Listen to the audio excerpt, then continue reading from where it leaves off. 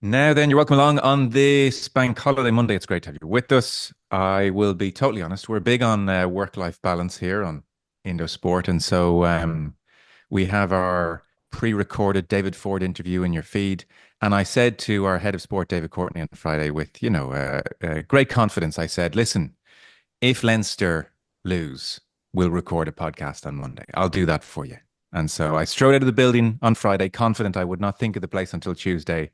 And here we are. So it's a Bank Holiday Monday special. Our rugby coverage on Indo Sport is brought to you by Energia. They sponsor rugby in Ireland at all levels. Grassroots with the Energia AIL, official energy partner to Leinster, Connacht, and the Irish men's and women's teams. The Energia Rugby for All initiative supports inclusion, welcoming everyone of all abilities to participate in the game.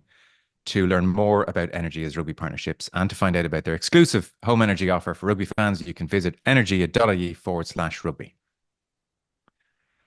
Well, we have a novel Champions Cup final in Cardiff on the 24th of May. Bordeaux, first timers against the winners from 25 years ago, Northampton in Cardiff. It should be a great occasion. Bordeaux beat Toulouse on Sunday, 35 points to 18. Louis Bielbieri scored 2 tries. Joey Carberry came on to see out the game. And we had thought in advance that that would be the game of the weekend in Bordeaux. Instead, it very much came in Dublin on Saturday. It was a classic. Not that that would be of huge consolation, I suspect, to Leinster. But Leinster 34, Northampton 37 is how it finished. And that's going to be the focus of our conversation. Leinster finding new and unexpected ways to prolong what is a very familiar tale of woe now. The book of near misses has dog ears at this stage. For Leo Cullen, it's one European Cup win in 10 years. He emphasised in the post-match press conference he is very much the man to steer the ship going forward. He's contracted into next year, as is Jack Nienaber. He's 2 seasons in. But for Leinster, there is just a sense of every approach has been tried. There is talk each year of big learnings and new beginnings, but a familiar outcome. And well, maybe in some ways this is the worst of their Champions Cup disappointments. To discuss and make sense of it all, very happy to say Eddie O'Sullivan is with us once again. Eddie, great to have you on. Been a couple of weeks. Thanks, Joe.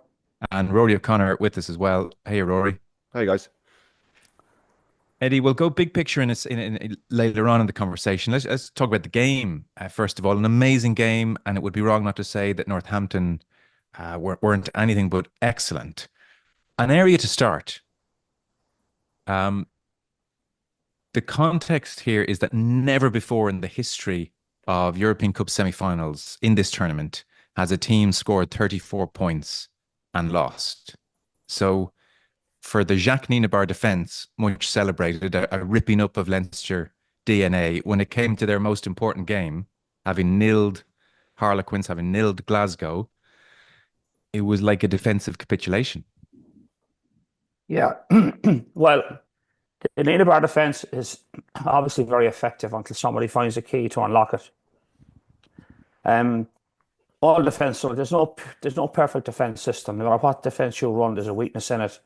And I'm not talking about, maybe a player doesn't make tackles or a player doesn't do what you're supposed to do. There are weaknesses in every defence. The blitz defence, as we call it traditionally, or the rush defence, is an all or nothing defence.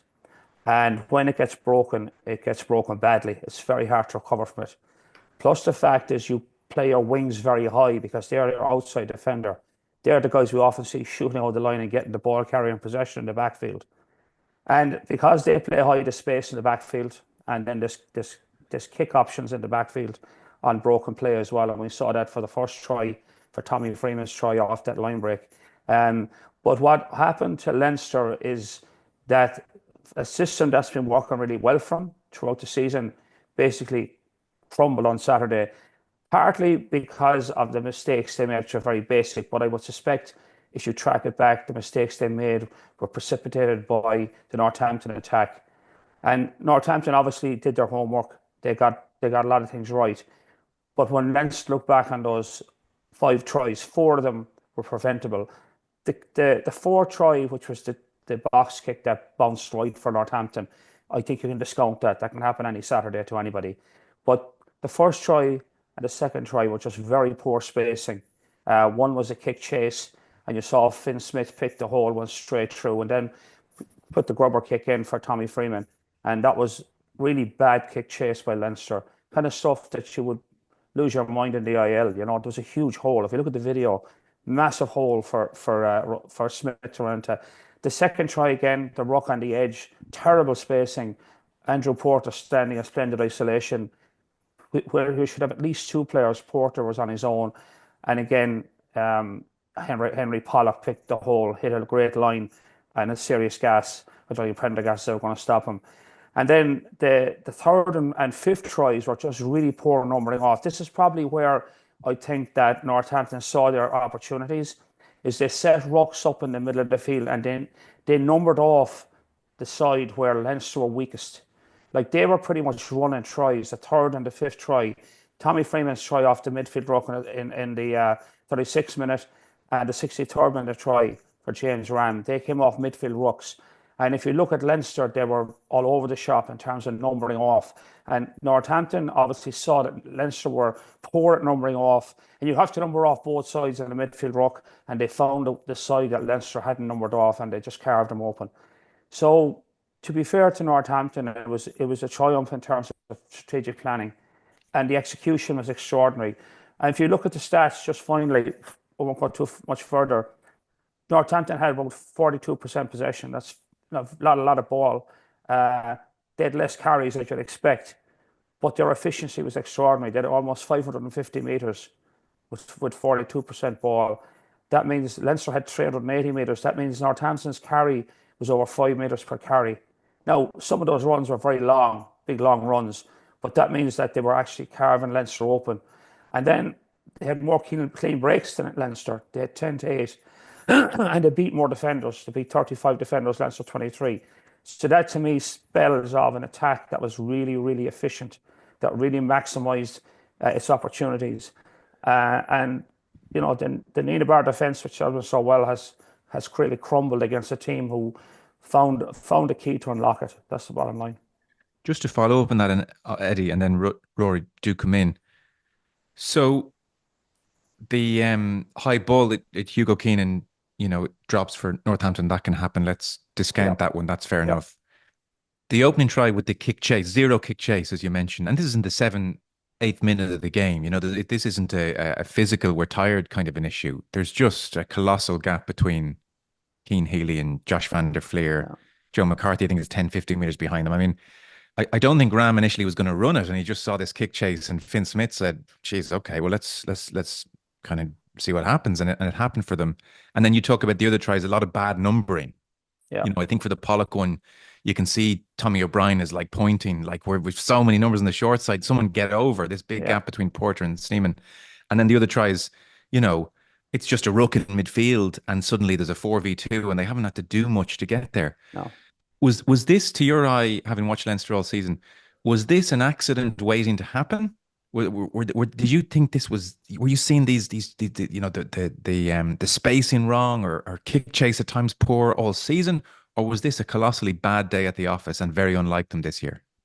Well, I would say that I've seen weaknesses in that blitz defence all year. I've seen times when teams could have exploited it, but just didn't have the moxie to do it. They didn't have the smarts, and Leinster got away with it. And again, you're talking about a team that, you know, Leinster, they had this saying in Leinster, and it comes from obviously the Springboks. When you run the blitz defence, it's called turn and burn. And turn and burn means when you get broken, right, when you get split and it's a line break, everybody turns and corner flags like mad dogs in a meat house. And Leinster have saved their hide a few times this year with that, and you've seen them. But when the turn and burn works, everyone says, well, that's part of the system. But what happened on Saturday was, I think, you know, Northampton burned them significantly with line breaks, 10 line breaks, and they were really efficient on them. They didn't waste them. And I think part of it was there was just these, I would say, Neil Barr was tearing his hair out watching the spacing aspect of it. Those two tries, that spacing was appalling. Like where Northampton went through, where Finn Smith went through, where Henry Pollock went through, you could have a bust through that. That's just really bad defence on the IL on an average Saturday. So there was a bit of both. There was a team that picked him apart, and there was this kind of implosion around their accuracy that you would expect a lot better from them. And I would say, like, Nina Barr has to hold up his hand that his defence got caught, but Leinster didn't do him any favours the way they set up as well. They were just very poor setups. Okay. Rory, I your thought thoughts on this I, defence? yeah, I thought their energy was off all day. They didn't. They looked lethargic, a little bit hollow. They weren't first to things in the way that you'd expect a team stacked full of Irish internationals and a couple of sprinkling of additional talent. A team that we've seen so buoyant in their last two outings. Whatever's happened in the last 2 weeks, because I think you can group it with the Scarlets game, which we kind of wrote off because they'd rested players, but still it was a good team they sent over to Wales and they got absolutely hockey by Scarlets. You know, maybe not hockey strong, but they were well beaten by a team they should be beating and they would beat routinely. Whatever's happened in training over the last 2 weeks, something's gone terribly, terribly wrong because they didn't look like themselves. They were second to everything. Two of the tries that Eddie's just described, the Pollock try and Tommy Freeman's second try, Northampton had 14 men on the pitch and they were able to work a 6-on-2 overlap. Pollock runs through that gap that Eddie's talking about. There's three Leinster players on the blind side marking 5 meters of space. Like Jack Nienaber can't go out there and tell you where to stand at a particular ruck at a particular time. That's innate. That's something you've learned over the entirety of your career. That's on pitch organization. And I thought Northampton brought a brilliant plan. And I caveat everything I say by saying Northampton, that's one of the greatest European performances of all time, and they thoroughly deserve their win. But we're obviously going to dig into what Leinster did wrong. Northampton took away Leinster's defence's strengths in the way that Ireland have done against South Africa when Nienaber was in charge at times. So Ireland, like those Irish players, know that this defensive system is not perfect, and there are ways to weaken it. And we've sat in chats with Andy Dunn over the years, Joe, where Andy Dunn has always said, laid out the ways that you can split, negate a rush defense by having rucks in the middle of the pitch. You make them defend on both sides of the ruck. You ruin that line speed. They attacked inside the 12 and 13 really, really well. So they just took Gary Ringrose rushing up out of the game and the winger rushing up out of the game. They just kept it tight. They box kicked when they did go wide. They box kicked off wide ball. Brett Igo's done a really good video on social media outlining a couple of these things. It was a smart plan. But no one's going to play all season. No one's going to play to your strengths all year. Leinster knew that at some stage someone was going to change the picture against them. And they looked absolutely baffled by it. So they were low energy, and they also looked unable to adapt to what Northampton put out against them. And then they looked lost. They looked absolutely lost, and they got hit by that sucker punch by Pollock. Leinster went down. They had a chance to go 2 scores ahead. The line out was stolen.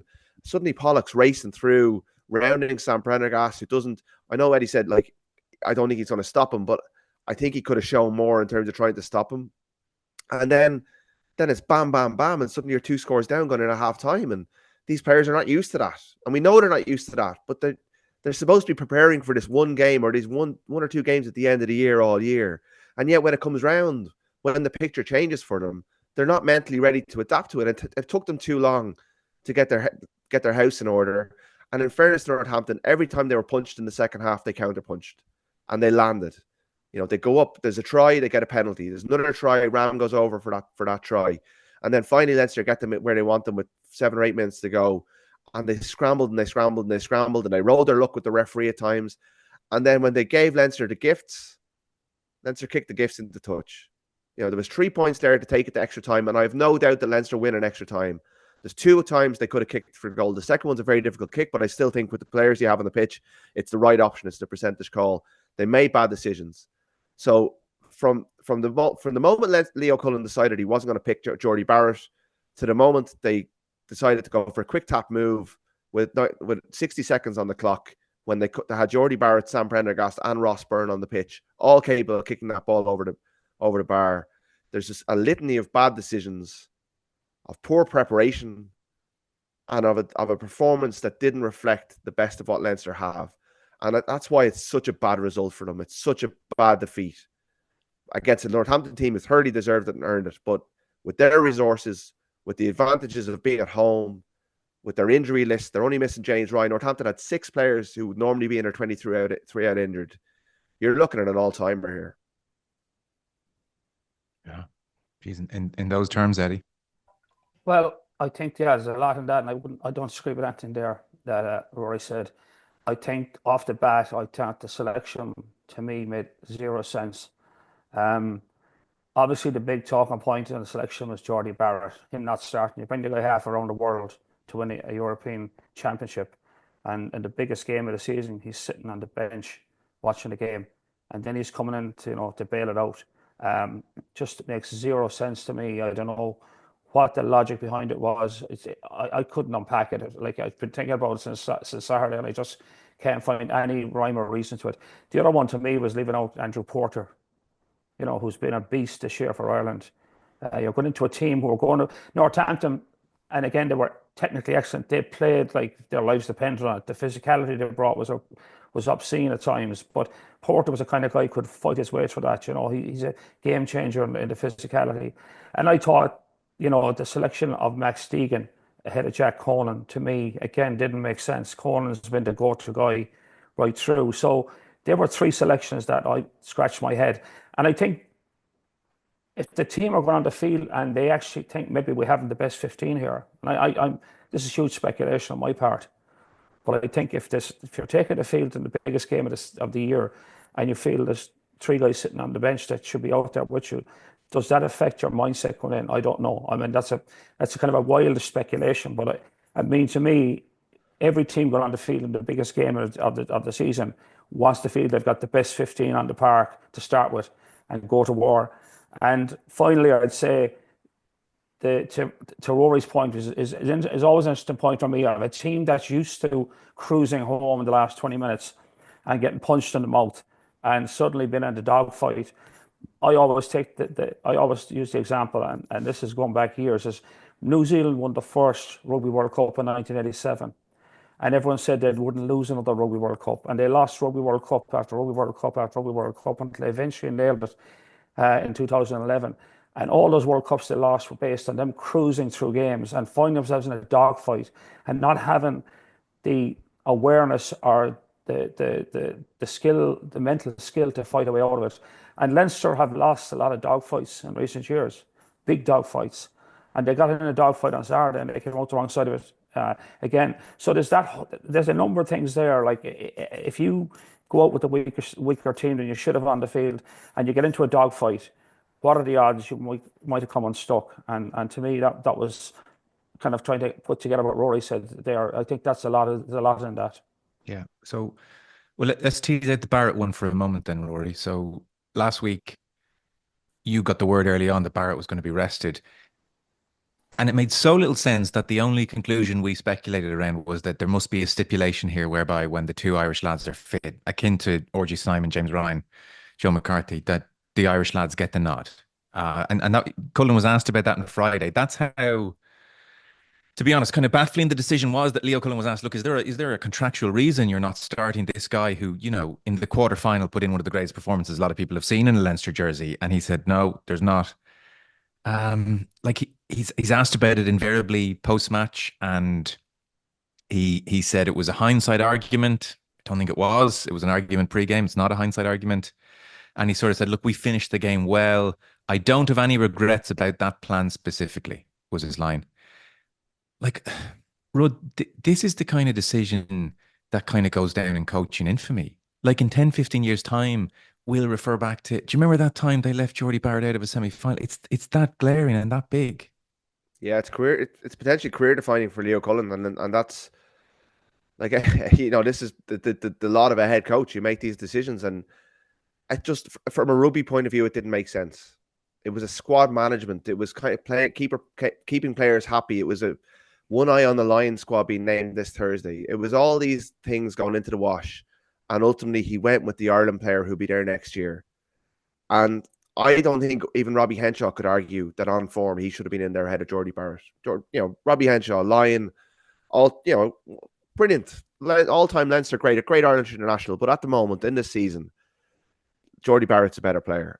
And Northampton played as if there was no tomorrow, and Leinster were planning for tomorrow. They were trying to, and I'm pretty sure, and Leo may never admit this, that Jordie Barrett would have started the final. Pretty confident about that this was a semi-final selection, like they picked Henshaw and Ringrose in the last 16, and a week later Barrett started the quarterfinal. I'd be pretty confident that they were planning on playing Jordie Barrett in the final. And like you brought this guy in for one thing, and you've just scuppered his chances of capping as what's been a lovely sabbatical for him, and a really, like, it was going so well. And you've scuppered your own chances of doing what you want to do, because he may win a URC, but like Andrew Porter went on the record in 2023 and said, it's not about URCs for us, it's only about Europe. So your whole organization is built on winning this one thing, and it's an incredible selection decision. I still think that if you take Jordie Barrett, if Leinster had never signed Jordie Barrett and they had the 22 other players plus, say, Jimmy O'Brien on the bench, I would still expect them to beat this Northampton Saints team in a semi-final in Dublin, based on what we've seen from them over the years. So it's not just about Jordie Barrett, but if you have him, you got to pick him. If you're allowed to pick him, which Leo Cullen said explicitly when I asked him on Friday that you are allowed to pick him, then you got to pick him. What's the point in bringing him in and paying him all that money otherwise? Eddie, if you had to summon up a devil's advocate argument, keep players happy, Henshaw's there next year, etc., can you find one? I can't. I can't make that argument at all. I mean, Rory said it there. The whole raison d'etre of Jordie Barrett coming half around the world was to hang a European medal around his neck, and that would have been part of the conversation for him. You know, he could go anywhere in the world. He could be his pick of clubs, and he chose Leinster, and it certainly there's finances involved, but he'd have the same bottom line anywhere he went. So for him, it would have been part of hanging a medal around his neck at the end of the season, and to see him sitting on the bench would just defy any logic. I can't make a logical. I've been thinking about this on Saturday, and I just can't get my head around why you wouldn't start. And Rory's right. Robbie Henshaw is an incredible footballer, great player. What Barrett brings at the moment in his career, where he is compared to Robbie, he brings just a different dimension. He's another playmaker on the field, another guy who reads the game, another guy who's had more experience, and probably a guy who probably would have been able to negotiate the early part of that game, you know, under the pressure they were under from Northampton, that punch in the mouth that they got. You'd like a guy like him in the middle. So Yes, I just can't make a case. Yeah, because that last point you makes another good one, in that there's, you know, Eddie Jones finishers, a certain thinking in the game, finish with your strongest team, but the early exchanges, you want your best player for you on the pitch then. Plus the fact when you're the favourites for the game, and Leinster were the hot favourites, just be clear about that, no question. You go into the game and you want to put the opposition in no doubt that it's not their day. So the last thing you do is you give a sucker an even break. Yeah, okay. You know, you let yourself open to getting caught with a sucker punch at the end. And Leinster have got caught clean as a whistle by a Northampton team. If that game was played next Saturday, Leinster winners. I mean, even if Northampton came and played, like, this is a major mistake on the selection front. I think in some ways probably the biggest mistake they made, despite all the errors in the defence and stuff.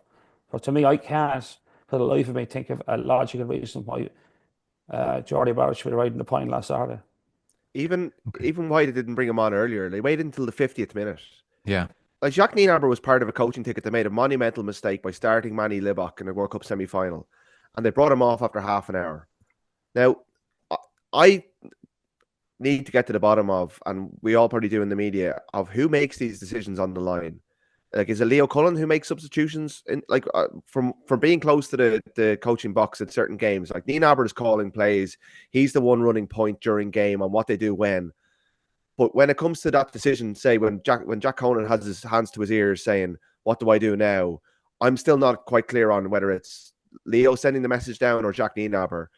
But certainly, with the way the game was going, that game needed Jordie Barrett. And whether it's 30 minutes like they do with Libok or half time, that game needed Jordie Barrett. You have him. You're sitting there, you're 2 scores down. The whole game is going against you. You're getting beaten up physically. You've done it with Porter, which obviously is a pre-planned play. I don't hate that tactic. I thought it should have been Jack Boyle rather than Cian Healy personally. I think at this stage of his career, Jack Boyle gives you more in terms of that energy that they were missing, and Healy was off the pace and has been at times. He's been quite good in the last couple of weeks for Leinster, but there have been times in Ireland this year where he's looked his age and he's coming to the end. And, you know, you look at Northampton backed Henry Pollock and he was magnificent. Back your young players. You've got all this talent. You know, you got one there, Jack Boyle, give him a go. But I think there's an argument for bringing Barrett on after half an hour, certainly at half time. Like Yeah. Robbie Henshaw can't really complain. He didn't play particularly well, and there's a better player on the bench. That to me is also a mistake. And the substitution thing, Rory, I would say that certainly the tactical thing, I could see where Nina Barrett's making the calls there. Leo was pretty much hands off in that department with the heat of the battle. I think Nina Barrett is the coach at that moment. He's making the calls. Substitutions, in my experience, there's two types, which I'm never a huge fan of. The prescriptive substitutions, so we're going to run these three guys on in the 64th minute. Never been my idea of a good idea because games change and stuff. It doesn't mean you can't change it, but I think there's a lot of flaws around that prescriptive substitutions. But that apart, any substitution normally is a bit of a discussion between the head coach and who your consigliere is in that situation, which would be Nina Barr. So Lino and Nina Barr would have been discussing this as the game goes on. They're literally talking to each other all the time. So they could have discussed, maybe we need to get Barrett in sooner, but they decided not to. And of all the times, they had plenty of time at half time. You're in the locker room, you're sitting there, everybody's, saying their piece, getting their stuff together. That's when they made a strategic decision not to put him on. Whatever about the first half, you can say, well, it's 10 minutes to go or 15, and then when Leinster got caught, the two breaks, the two tries in 2 minutes thing, you're not going to say, well, okay, there's 2 minutes left, let's make a substitution, 2 minutes to half time.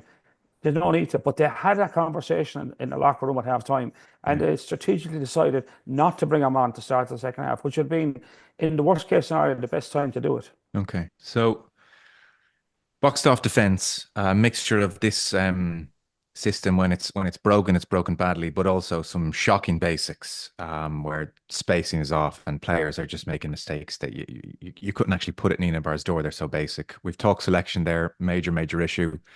The fact remains Leinster got back into this game and got into a winnable position. So you've both referenced the not taking the points there at the end.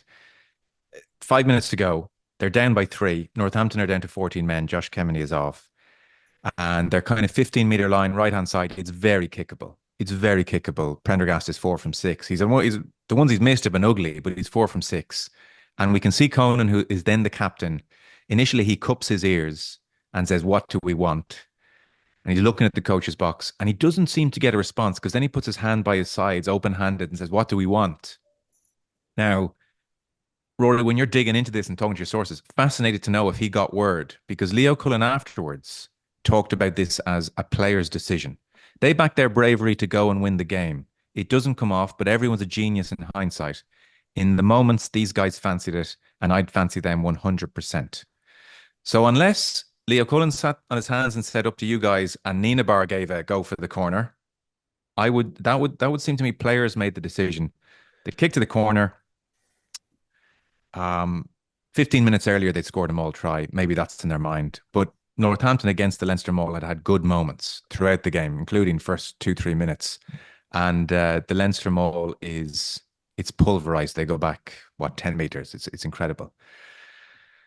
I don't think this is a hindsight decision to take the points in knockout rugby.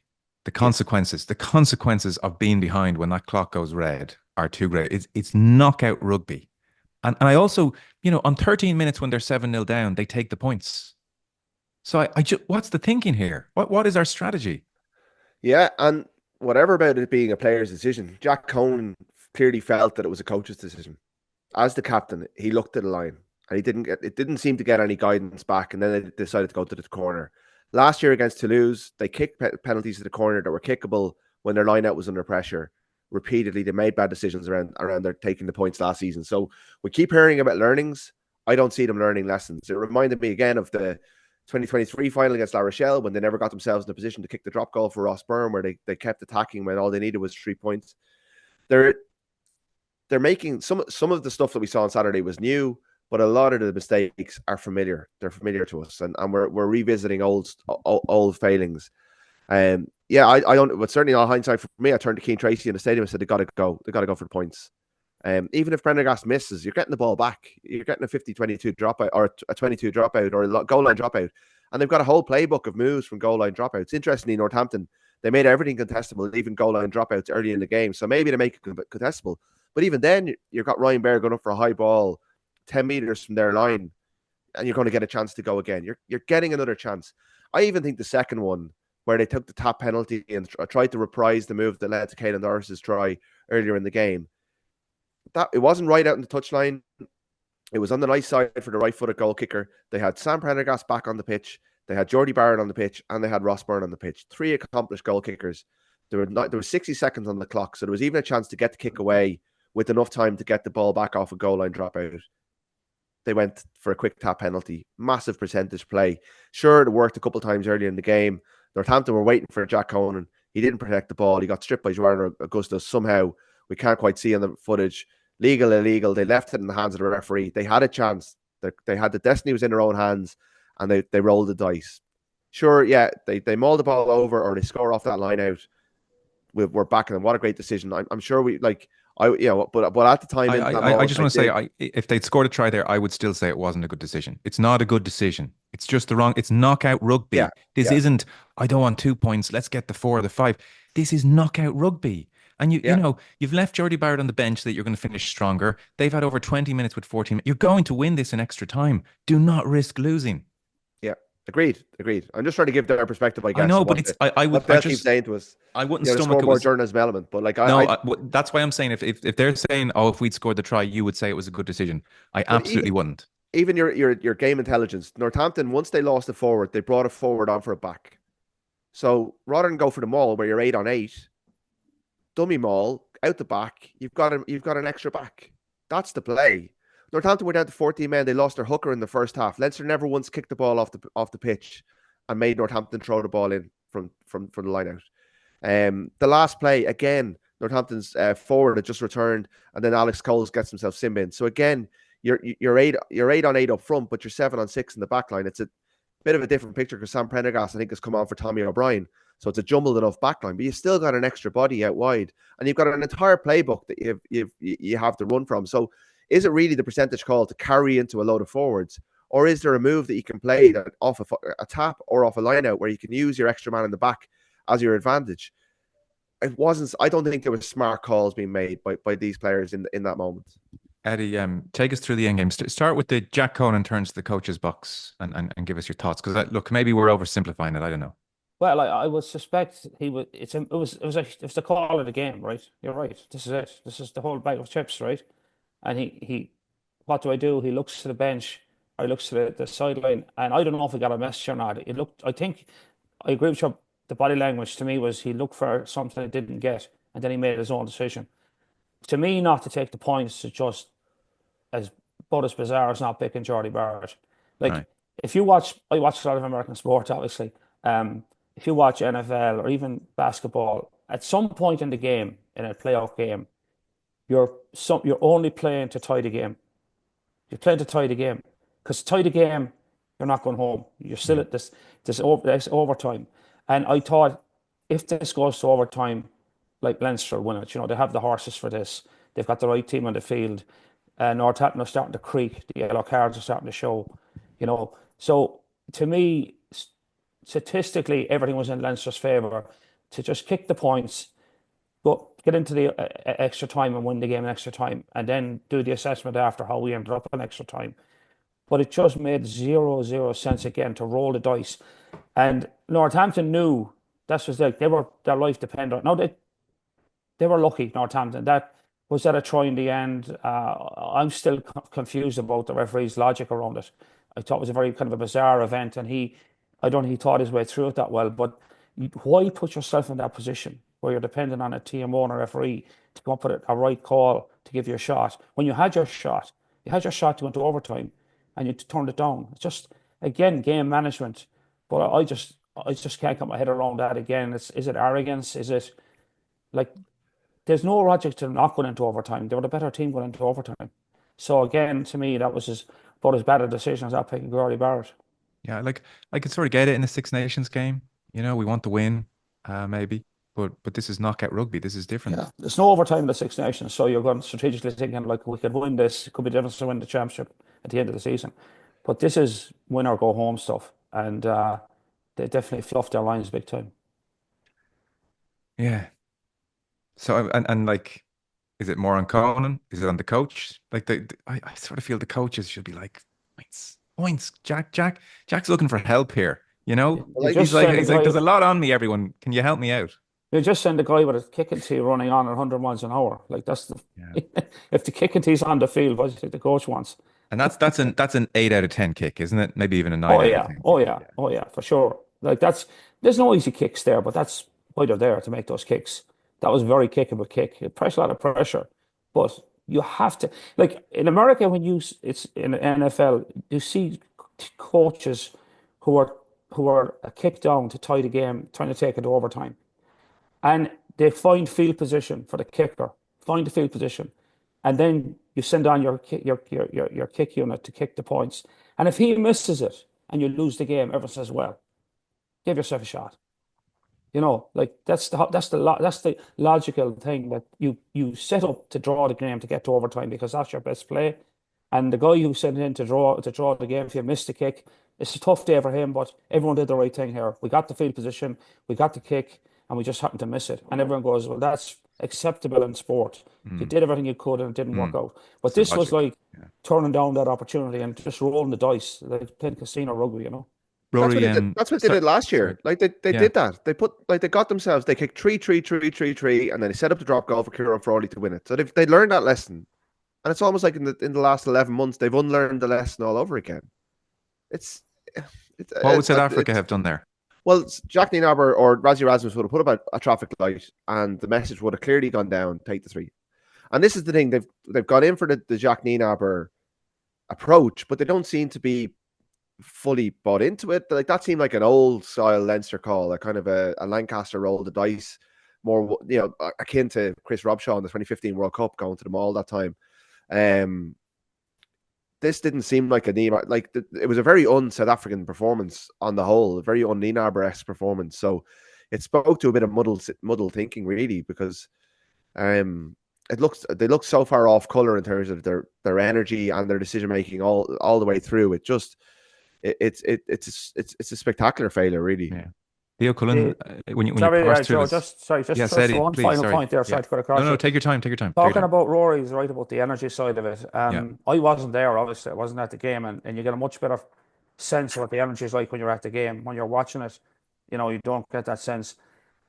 If their energy was off, and I'm not suggesting it wasn't because it seemed the way they played, they were off the pace. Probably the biggest challenge going into a game like that is when you're the favorite. Like it's a really the hardest mental prep is when you're the favorite to win a game and to get your pitch just right, to go in and execute at the level you want to execute, just beat the team because it didn't give them a chance. And how they've so much experience in that Leinster team now, how they got themselves in a position where they were a few percent off in terms of their intensity, knowing that this team were going to play like there's no tomorrow. This is their, they'd no chance. They were the underdogs. The underdogs are always coming out swinging. As the underdogs go down swinging, everyone says, well, fair play to them. But when you're the favourite, you've got to bring your A game, and that's a huge challenge mentally. So I would throw the question there is how did a team of that experience, a team of that strength and depth, a team of that many internationals get their mental pitch wrong in the game where they were just looked like they were a little bit undercooked Could I instead could I of, give you could I give you one theory?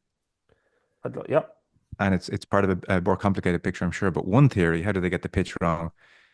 Probably when the coaching staff stand up and say Jordie Barrett's on the bench. What is that? What message does that ripples through the team? Well, I said that, if when you start the game and the players don't believe you got your best team in the field, and if the only best on the field, that's not your best team, that can, you know, kind of get guys kind of a bit of a mind fog, what's going on here, Yeah. you know? As opposed to, geez, poor Robbie. Like Robbie Henshaw's done nothing wrong. He's an immaculate player. He's benched. This is all in. This is big time. It's just a different. Leo Cullen said something. Rod, you alluded to it a moment ago. When you parse through Cullen's comments, they're actually in a subtle way, like very damning. Like he does say, take the defensive collapse. He says there'll be a bit of head scratching there in terms of some of our mentality.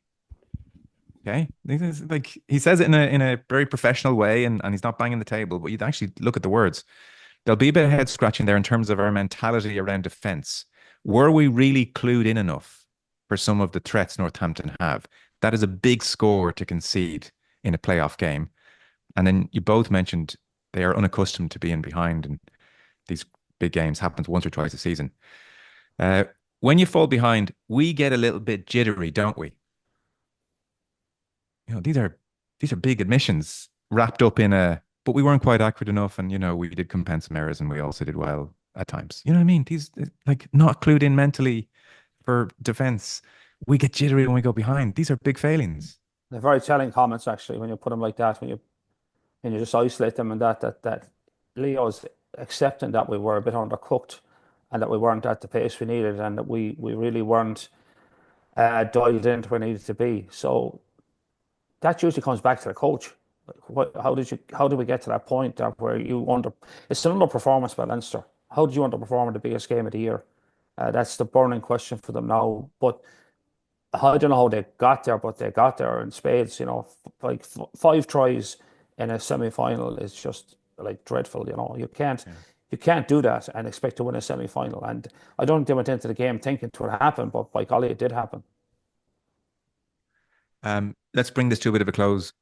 Final thoughts. Rory, where does this leave them all now? I mean, they'll preach about URC and they may well go on and win the URC, but it's another painful season and they sort of have to go again. Yeah, they do, and they've got 2 more regular season games. They've got Zebra at home this weekend, Glasgow away the following weekend. They've now booked themselves a weekend off because they don't have to go to Cardiff for a European Cup final. And then they've got 3 knockout games back to back, which if they beat one of the 2 opponents coming up, they will all be in Dublin.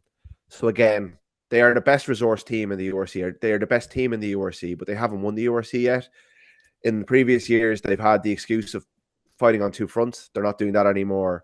They have to win it. And even if they win it, and this may sound harsh, I don't think it's a successful season because all their eggs are in the Champions Cup basket.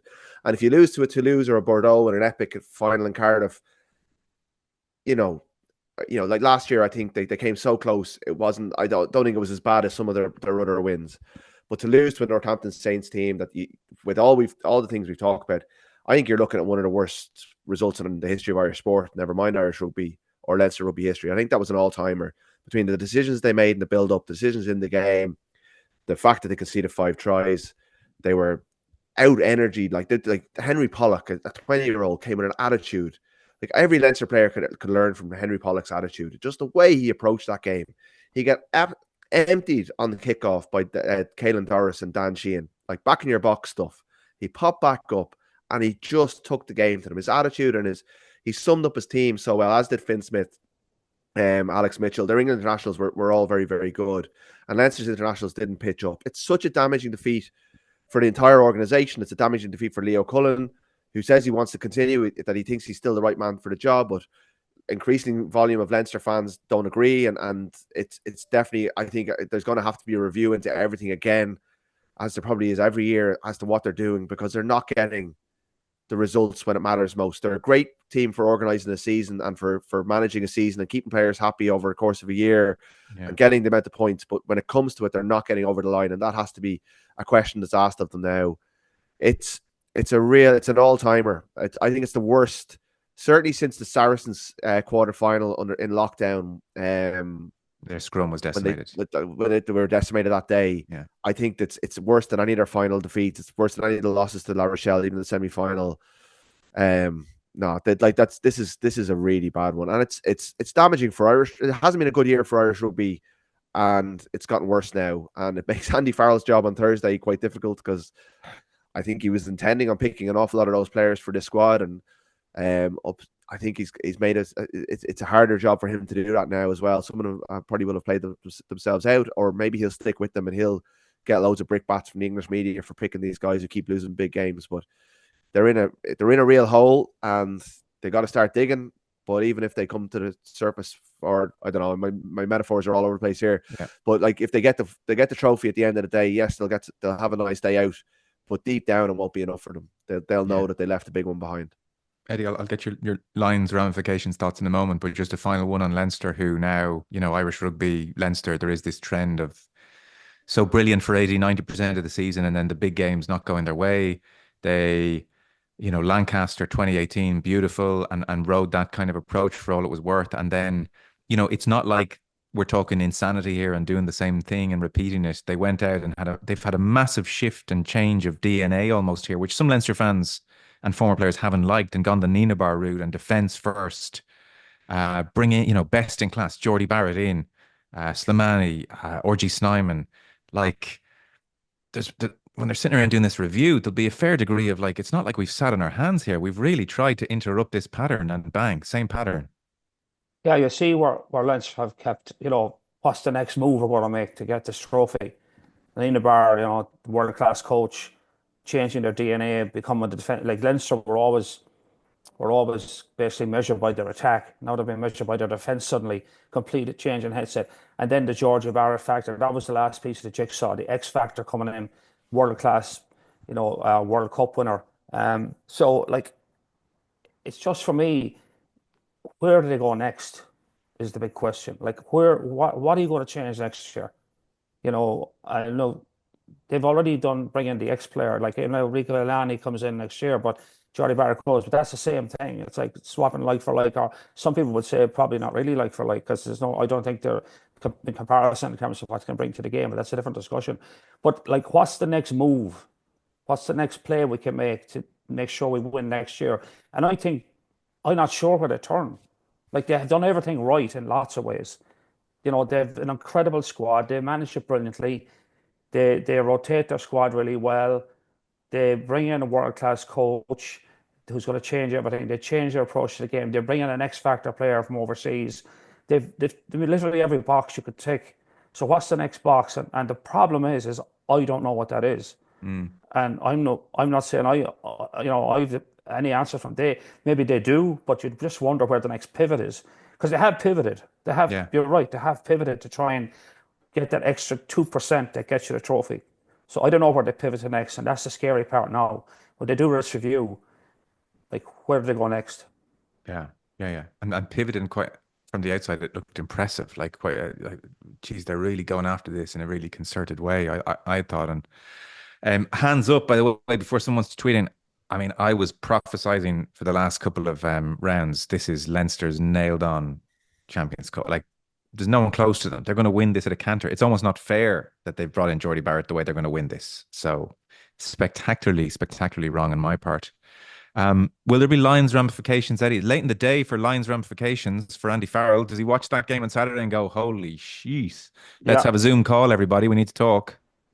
well, it's an interesting question, and I think I would say when he sits down this morning to go back over, because he probably has a squad picked last Saturday before the game, right? This was the squad. You're now in the home straight. You're just hoping no one gets injured, really. This is my squad. But you have to say there's big question marks around any of the Irish players. And the problem for Randy Farrell now is that if he backs these guys after last Saturday, he's making a rod for his own back. So I don't know if he's going to pivot or he's going to stick, twist or stick on this one. Will he just go through what he was going to do and say, one game doesn't define these guys, but he's going to get some holly from the British media if he hangs to some of the Irish guys after last Saturday. That's as sure as night follows day. I'd say they're sharpening their pencils already. So I don't know. I'd be interested. That's the big answer to me for Saturday, because there's guys I would have thought would have gone through. May have just come under the axe on this one, or maybe he just say sticks instead of twists. But I think if he sticks, he's going to get some stick. That's for sure. Yeah, yeah, yeah. Because I mean, we're all sort of curious. For instance, Ruud is has Prendergast snuck in? But I mean, you look at the two out halves on Saturday, and I mean, it's yeah. Yeah, like I did a piece in Sunday's Independent, which I'd written before the game, and I had Smith and Prendergast both there, and no Finn Russell. I think it's very hard in the wake of Saturday to pick Sam Prendergast ahead of Finn Russell, an established international 10. I still think there's too much in his game, whatever about playing him for Ireland in these games and trying to get experience into him, to bring him on the lines. His defense isn't there. It's just not there. He's missing too many tackles. Australia will recognize that, and then you look at Johnny Sexton being on the coaching ticket, and Andy Farrell being on the coaching ticket, and Andrew Goodman being on the coaching ticket, and you think this is designed to bring Sam Prendergast here, and designed almost to have Ireland in a better place for 2027. This is what the English media are saying, and I find it hard to argue with them. I think the knives are already sharpened. There's already been pieces about how we can't pick Doris as captain now. We can't pick Prendergast. And he's a headstrong, independently minded man. And that's part of what makes him such a great coach, Andy Farrell. He's aware of the noise, but he tends to go against the kind of recency stuff. He doesn't pick on form necessarily. He goes with lads who've done it from before. But he's going to make it a very difficult tour if he goes and picks 20 Irish players and makes Doris his captain on Thursday and picks Prendergast ahead of either Finn Smith, Owen Farrell, or Finn Russell. Like it becomes a very difficult media tour, and people might dismiss that as a factor, but the Lions is supposed to be coming together of four nations, and if you're picking so many players from an Ireland team who haven't performed in Six Nations that well, and a Leinster team who've just been, just blown their opportunity in another big game, you're leaving yourself open to that. So it's definitely a factor, and it will be a big factor on Thursday. And he'll say it doesn't come into his thinking, but I think he kind of that is part of it. Like, you got to try and bring people with you on a Lions tour. It's become a very difficult job. I think the Lions tours, we know as well, are fickle animals. It doesn't take much to derail them, because if you look at the whole mechanics of it, is that you have all these players from across basically 4 countries. They're all starting for their country. They all want to start in the Lions. So there's all the guys coming into camp. Well, I'm definitely going to start in the test. One of the other problems he's created for himself, in a sense, is that there's so many Irish guys on the ticket in terms of coaches. Like, it's an Irish-dominated coaching staff and management. So all the guys who are not Irish, in their heads, they feel we're a little behind the 8 ball already. He knows all these Irish guys know they're Irish players. So I'm going to have to be extra, that you feel you're like, and I think that's, no matter who you pick, I think it happened to Graham Henry with the Welsh boys in '91. It happened in a sense in the 2005 tour with Clive Woodward. There's a lot of English staff on that tour, a lot of English players. There's a feeling that if you weren't English, you had to break in rather than, So that, and I'm not saying that I was on that tour. That's what was happening, but in guys' heads. So if we have a strong Irish contingent on the Lions and you have a strong Irish staff, automatically there's a lot of people kind of, looking over their shoulders before the tour starts. And then you've got the media, as Rory says, already looking into that and going, well, this is an Irish Lions tour. Look at that'll start that whole thing. And it's hard to defend at the moment after Leinster imploded, the way Ireland finished out the season really poorly in the Six Nations. It wasn't really where we should have been. Even initially, that Italian game was wasn't a great taste in the mouth after that. We got there and we kicked the ball off at the end to get off the field, kind of thing. So we're not in a great place. Yeah. So if there's a lot of Irish guys involved and the staff and the players, that tour is kind of vulnerable. And again, the other problem is you're going on the Lions tour, but you're nailed on to win it. You're playing, it's the soft. I had to say this, the softest Lions tour you're going to get. It's a lot different than going to New Zealand, or going to South Africa, or going to Australia. Australia not in a great place. So like, it's kind of one that this went wrong, because spectacularly wrong. And we're right in the middle of it, as an Irish contingent, you're right in the middle of it. So it's a tough one in the sense that he really is in a tight spot with regard to those selections. And I think it'll be very interesting where he goes with it. And if he sticks, as I say, and picks the guys that he knows and he wants, as he probably will, because you're right, he's a strong-minded individual, and he'll do what he wants to do. It's going to make the tour tougher for him, that's no question. Okay, we'll park it there. Thursday, suddenly extra intrigue if there wasn't enough already.